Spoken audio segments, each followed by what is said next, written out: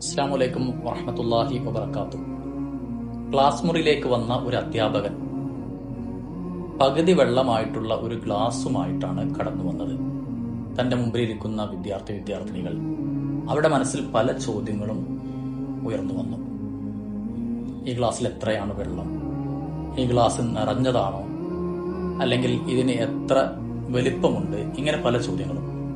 പക്ഷെ അദ്ദേഹം ചോദിച്ചത് കുറച്ചു നേരം കയ്യിൽ വെച്ച് നിന്ന് ഈ ഗ്ലാസിന് എത്ര ഭാരമുണ്ട് എന്നുള്ളതാണ്.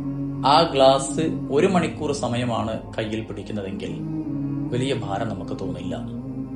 നേരെ മറിച്ച് ഒരു 2-3 മണിക്കൂർ സമയമാണ് ആ ഗ്ലാസ് വെച്ചതെങ്കിൽ കൈ പതിയെ തളർന്നു പോകും.